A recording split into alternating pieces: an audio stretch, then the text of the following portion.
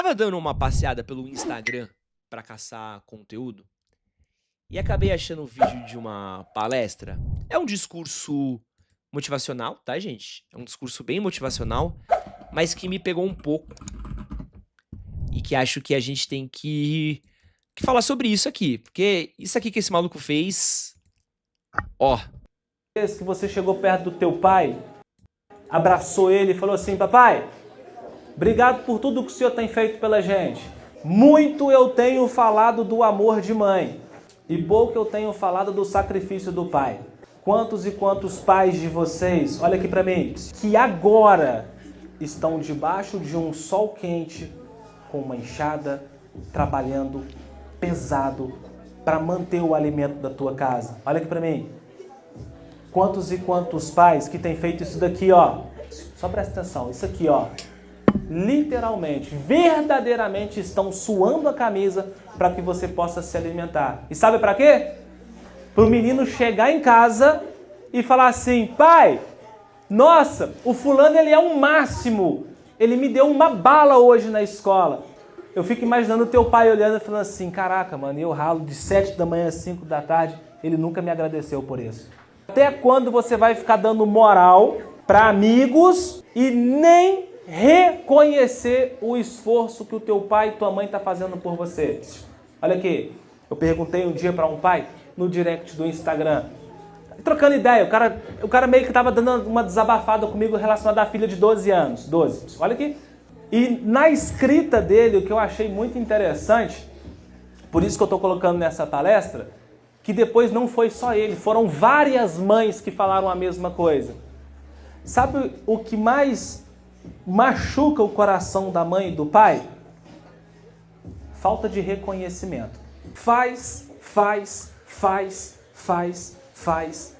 e nem um muito obrigado eles recebem. Qual foi a vez que você chegou perto do teu pai? Esse é um papo meio louco, né? Esse é um papo meio louco e que eu acho que é um pouco do... O papo foda é o cara com discurso massa falando pra um ou dois prestarem atenção. Mas esse é um papo que a gente não reconhece na adolescência, né? Esse é um papo que a gente tem muita dificuldade de entender. Isso é muito louco, né? Como a gente só começa a reconhecer o sacrifício dos nossos pais depois que a gente envelhece, né? Sobre como a gente consegue reconhecer o sacrifício que nossos pais tiveram quando a gente consegue se reconhecer na mesma posição de adulto no qual eles tiveram. E quando a gente é jovem, a gente dá tudo aquilo por garantido, né? A gente fala assim, pô, é isso aqui é o que deveria ser. E tá dando pouco, pô, isso aqui é o que deveria ser. Pô, pai, você me deu só 10, queria 15. Pô, pai, queria 20, queria 30. Pô, eu não entendi o meu pai. Eu não entendi o meu pai, eu achava... Eu não entendi a dificuldade financeira que era pro meu pai. Até ficar um pouquinho mais velho, até entender, tipo, pô, isso aqui é um trampo pro meu pai, né? Isso aqui é um custo pro meu pai. E isso é uma parada também que às vezes o próprio pai ele precisa entender desse diálogo, dessa conversa. Porque o adolescente, ele tá crescendo, ele tá com a cabeça em mil outros lugares, né? Ele tá com um lugar na namoradinha, ele tá com a cabeça na escola, no futebol, no Corinthians, né? No Yuri Alberto. Pelo amor de Deus, vai embora, Yuri Alberto. Vai embora do Brasil, Yuri Alberto. O Yuri Alberto. Cadê o Qatar pra contratar o Yuri Alberto? Cadê a China pra trazer os jogadores do Corinthians embora de novo? Pelo amor de Deus, China, volta a contratar do Corinthians. Né? E aí... E aqui não é uma questão só de pai, tá? Que aqui o Bruno Rodrigues tá hiper focado pra falar em pai. Falar em mãe. Vamos falar de mãe? Vamos falar de jornada dupla? Você sabe o que é o conceito de jornada dupla? Isso é uma parada muito foda, né? A galera não sabe o que é jornada dupla. Que é quando a mãe, ela sai pra trabalhar, trabalha o dia inteiro, volta pra casa, ela precisa continuar trabalhando mais em casa. Né? Trabalhando mais em casa. Lavando roupa, fazendo comida, lavando louça, fazendo trabalho doméstico. E aí quando a mãe pede pro filho ajudar, a mãe é chata, né? Essa regata machão que eu tô usando no corte que você tá assistindo é lá dos meus queridos amigos da Hering. E na Hering você encontra diversas peças de roupas para você compor o seu visual, do mais casual até o mais arrumado. E usando o cupom Edson15 você tem 15% de desconto, tanto no site como no aplicativo. Dá uma olhada no link da descrição do vídeo e no primeiro comentário fixado também. Isso é muito louco, né? Eu não entendia muitas coisas da minha mãe que hoje eu entendo, assim. Minha mãe chegou a dar aula em São Mateus, em Guaianazes, né? Minha mãe, professora de escola pública, minha mãe foi ter carro, eu acho que eu tava porque as coisas da minha família começaram a melhorar depois dos meus 13, 14, 15 anos, né? Foi quando as coisas começaram a melhorar um pouco, assim, melhorar, vírgula, né? Que minha mãe comprou um Uno e meu pai comprou um Ipanema. Que não significa melhorar pra ninguém isso, né? E minha mãe, durante muito tempo, ela foi de transporte público, cara. Minha mãe ia, né, da Moca até Guaianazes, de ônibus. Se isso já é ruim hoje em dia, imagina isso nos anos 90, né? E aí eu fico imaginando isso, uma mulher saía pra dar aula no extremo da Zona Leste, sozinha, carregando material escolar, carregando material de dar aula, bolsa, né? Um bairro desconhecido, longe de casa. Isso eu não entendi o que que era, entendeu? Meu pai ficava muito tempo fora de casa, e eu lembro de olhar e ficar com saudades do meu pai. Falar, pô, cadê meu pai? Pô, mal vejo meu pai mal tá aqui, mal converso com meu pai, não tenho meu pai por perto. E aí, mano, pô, só depois eu fui entender, pô, meu pai trabalhava lá pras bandas da Santa Cecília, Marechal Deodoro. E aí a gente entendeu que qual era o trampo pro meu pai chegar lá. Na década de 90, que mal tinha metrô direito, meu pai tinha que pegar um ônibus, um metrô e andar até o trabalho ainda. Ficar no trabalho, e resolver os belos de trabalho, e fazer evento, e fazer coisa, e resolver bagulho, papai, pra voltar pra casa. Entendeu? Então, quando você começa a ser adulto, é quando você começa a reconhecer um pouco do que realmente passou na cabeça dos seus pais, né? Do que passou pelos seus pais, da dificuldade dos seus pais.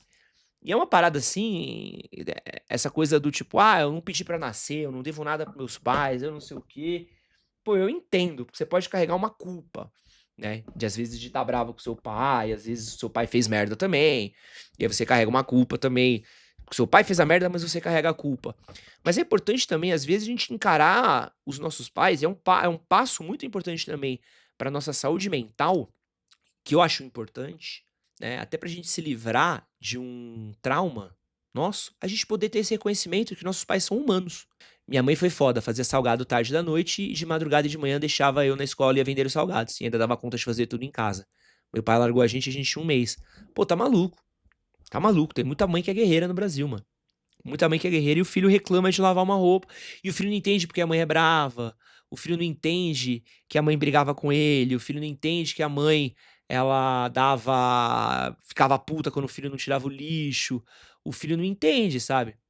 Hoje trampando e tendo motivo de ficar puto que o frango não foi tirado da geladeira. Porque é só quando a gente começa a chegar na vida adulta que a gente consegue encarar nossos pais como os nossos iguais, né? Como sendo adultos, tal qual a gente, né? Hoje eu olho pra memória dos meus pais no passado e eu vejo a figura dos meus pais como eu vejo a figura dos meus amigos, né? Tipo, hoje eu tenho 38 anos, né? O meu pai meu pai tinha 19, 20 no máximo.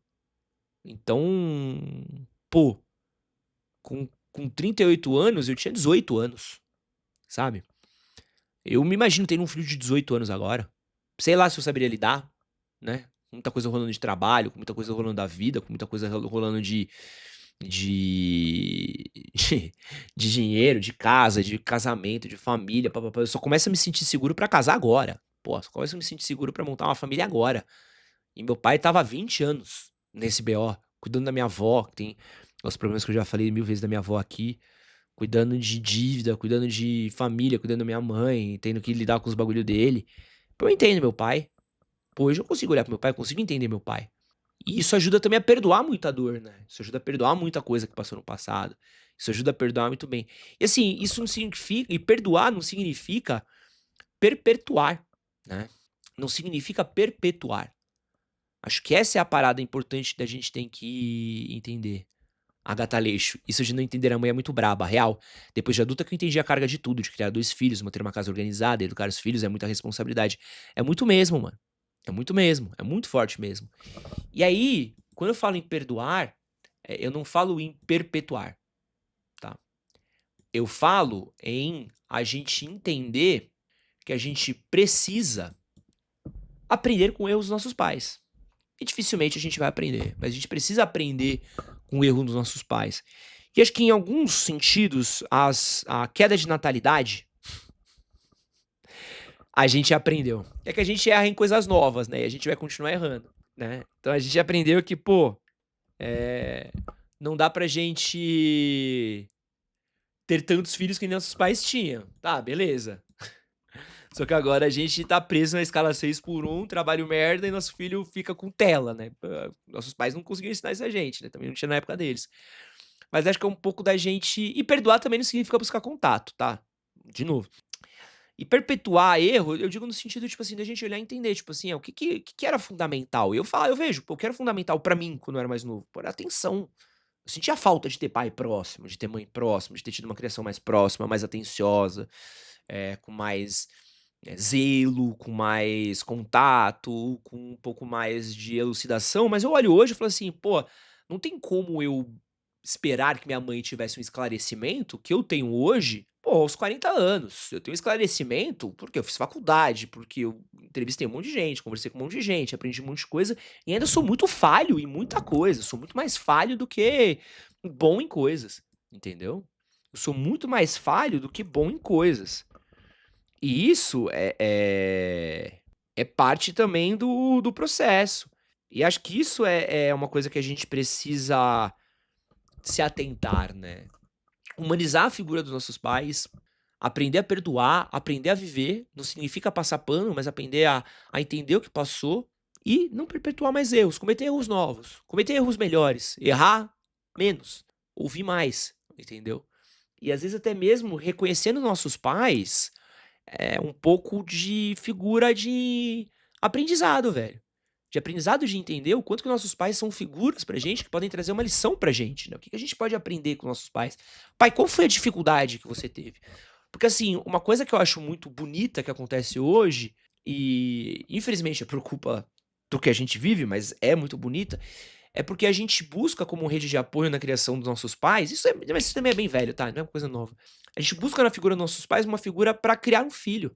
E às vezes tem muita criação que ela é compartilhada, né? Um filho ele é co-criado, né? Um filho ele não é criado apenas no contexto do pai e da mãe. O filho ele é criado no contexto da família dele, né? Da avó, do avô, né? Do tio, da tia. E eu até dou uma embargada pra falar disso, porque eu tive um churrasco esse final de semana que eu fiz, pra minha família e pra família da minha namorada, né? Pô, foi a primeira vez, desde os meus 17 anos de idade, que eu consegui reunir minha família inteira no mesmo lugar, que eu nunca tinha conseguido fazer isso na vida, tá? Porque minha mãe teve uma briga com os meus tios, cada um foi pra um lado, então aí meus pais se separaram, aí cada um foi pra um lado, os meus tios eram pro lado da minha mãe, e desde os meus 17 anos de idade eu não via o meu pai, minha mãe, meus tios, os meus primos, né, porque todo mundo teve filho, eu nunca tinha visto todo mundo no mesmo lugar, né. E pra mim foi uma experiência muito foda, tá ligado? Porque ali tava todo mundo que me criou. Até o Luca que grava vídeo pra mim tava dando risada que ele falou: "Porra, se as pessoas vissem isso daqui, as pessoas iam te entender, iam te decifrar 100%, porque aqui é 100% você, tá ligado?" E essa criação ela é compartilhada, né? Você vai criar os seus filhos com seus pais, você vai ter o aprendizado, seus filhos vão ficar com os avós quando eles precisarem. Os seus tios, seus irmãos, pô, você não faz ideia do quanto seus irmãos vão ser importantes no crescimento do seu filho, né? E aí quando eu vejo história do mano que brigou com o irmão por causa da mulher, de família que é brigada, essa um pouco dessa falta de caralho, Ed, como você conseguiu juntar seus pais separados? Porra, uma vez na vida eu preciso conseguir, né? Mas não juntei os dois, né? Tava minha mãe no lado, meu pai no outro, minha madrasta no outro, tava tudo. Minha madrasta é muito gente boa, né? Minha madrasta conversou bastante com minha mãe até. E é uma parada de entender isso quando a gente fala de contexto familiar, né? Tipo, pô, você brigar com seu irmão por causa da mulher, você brigar com seu tio por causa de política, por causa de um político sujo, que não tá nem aí pra você, sabe? Você brigar com sua família, você brigar por causa de um monte de coisa, sabe? Você separar da sua família, separar de tudo. E eu olho assim e eu fico muito feliz que eu tive muita gente pra me criar, entendeu? Tive muita gente pra cuidar de mim, pra estar por mim, enquanto meus pais estavam se fudendo, trabalhando por mim, né? Enquanto meus pais se fudiam pra pagar a conta, eu tinha meu tio que me levou pra jogo do Palmeiras, quando meu pai não podia levar, quando meu pai tava cansado demais pra me levar. Pô, eu frequento estádio de Palmeiras desde que eu tenho 5 anos de idade, né? Tipo, eu tenho fotos minhas nenê no estádio do Palmeiras. Eu fui muito mais jogo que muita gente vai na vida inteira, né? Eu fui. Pô, meu avô sempre teve comércio, então eu sempre tive meu avô trabalhando em vendinha, sempre me tive próximo. Minha avó contava história da Moca pra mim, sou apaixonado pela Moca por conta da minha avó. Eh, Meu tio Paulo sempre me ajudou muito em estudo. Minha tia Fabiana sempre foi uma pessoa incrível. Minha tia Viviane também sempre cuidou de mim, sempre me levaram pra fazer coisa. Então, é a importância de um núcleo familiar, né? A gente entender um pouco disso, né? A gente perdeu um pouco desses valores, né? A gente valoriza tanta coisa e a gente não valoriza mais a família, a gente não valoriza mais o nosso núcleo próximo, a gente não valoriza mais essas pessoas. E essas pessoas são as pessoas que estão pela gente, que vão estar pela gente, né? Só quando a gente é adulto a gente começa a entender isso. Então, e acho que às vezes adulto a gente precisa perdoar um pouco dessas mágoas, a gente aproximar mais a família, a gente juntar mais núcleos, né? A gente separar menos as coisas. Porque essa coisa de solidão que a gente vive, essa questão de afastamento, essa coisa de falta de propósito pra mim, ela vem muito da falta de um núcleo familiar, cara. Acho que a desestruturação de núcleos familiares, hã, sejam por conta de estrutura de trabalho, seja por conta de relações amorosas, seja por N motivos, eu acho que é um dos fenômenos desse mal-estar que a gente vive hoje, né. A gente perdeu um pilar muito importante que ele vem da nossa família, né, da nossa família. Esse é um corte das lives que acontecem todas as terças e quintas às 10 da manhã no meu canal Edson Castro Oficial e aos domingos às 9h30 da noite também. Não esquece de curtir, compartilhar e se inscrever tanto no Edson Castro Oficial como no Cortes do Castrinho, nos dois canais, tá bom? Beijo, tchau, fui!